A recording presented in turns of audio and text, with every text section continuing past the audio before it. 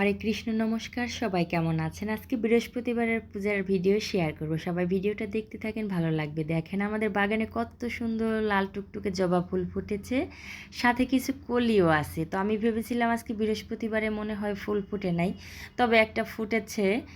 তবে এটা মা লক্ষ্মীকেই দিব। আর ফুলের বোঁটাটা এতটাই শক্ত ছিল, ছিঁড়তে গিয়ে আমার এত সুন্দর ফুলটাই ছিঁড়ে গেল। দেখেন কেমন ছিঁড়ে গেছে।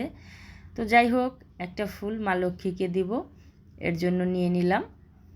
আরও কিছু নয়নতারা ফুলও নিয়ে নিছি। আজকে বেশি ফুল ফোটে নাই। তারপরে মা লক্ষ্মীর জন্য ধানের ছড়া নেব কেটে এখান থেকে, কারণ অনেকগুলো ধানের ছড়া নষ্ট করে ফেলছে কবুতরে। তাই এই যে ভিডিও করতে করতে কাঁচা একটাও কেটে গেল ধানের ছড়া, বুঝতে পারি নাই, কারণ ভিডিওর দিকেই আমি তাকিয়েছিলাম।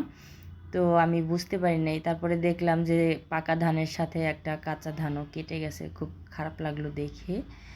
তো এই যে দেখেন আমাদের কবুতরে ধানের ছড়াগুলো একদম নষ্ট করে ফেলছে, এরকম 4-5টা। তো আমি একটা দুটো নিয়ে নিলাম ঠাকুরের জন্য। এখন ভালো করে ধানের ছড়াটা ধুয়ে নিলাম। তো আজকে বৃহস্পতিবার, মা লক্ষ্মীকে গিফট করব, তো মা লক্ষ্মীও অনেক খুশি হবে। তো এই যে নিয়ে নিলাম এখন পূজার থালার মধ্যে। আর এখন কিছু দুব্বা ওঠাবো, কারণ আমাদের নিজেদের ছাদ বাগানে অনেক সুন্দর দুব্বা হয়েছে। তারপরে কিছু দুব্বা উঠিয়ে নিলাম। তো এই যে দুব্বাগুলো অনেক সুন্দর ছিল। এগুলাও কিন্তু আমি বুনি নাই, একাই হয়েছে। তো এই যে মা লক্ষ্মীর জন্য দুব্বা, ধান, লাল ফুল যতটুকু নেওয়ার দরকার নিয়ে নিয়ে নিলাম ছাদ থেকেই, আমাদের ছাদ বাগান থেকে। এখন ঘরে চলে যাব। তো এই যে দেখেন সুন্দর করে সব গুছিয়ে নিয়ে নিলাম পূজা দেওয়ার জন্য। আর কাঁচা ধানটা কাটাতে আর সত্যি আমার মনটা খুবই খারাপ হয়ে গেছে। আমি দেখি নাই, ভিডিও করতে করতে বুঝতেই পারিনি। তারপরে এই যে সব রেডি করে এখন ঘরে চলে যাব।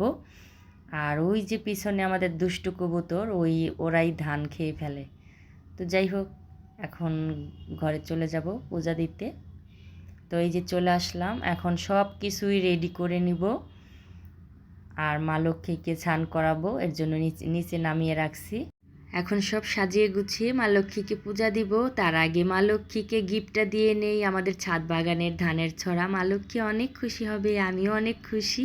খুবই শান্তি লাগতেছে মা লক্ষ্মীকে ধানের ছড়া দিয়ে। তারপরে এই তো পূজা দিলাম, কিন্তু মনটা আবার খারাপ লাগতেছে, বেশি ফুল ফোটে নাই আজকে। আসনটা একদম শূন্য শূন্য লাগতেছে। তো কি আর করার, এখন যা দিয়েই দিছি। ঠাকুরে তো বুঝবে আজকে বাগানে ফুল ফুটে নাই। শুধু মা লক্ষ্মীকে একটা লাল ফুল আর ধানের ছড়া দিছি, আর একটা ধানের ছড়া রেখে দিছি। তো ভগবান বুঝবে। যাই হোক, জয় মা লক্ষ্মী। আর আজকের পূজার ভিডিওটা কেমন লাগলে সবাই কমেন্ট করে প্রতীকে জানাবেন। সবাই ভালো থাকবেন, সুস্থ থাকবেন।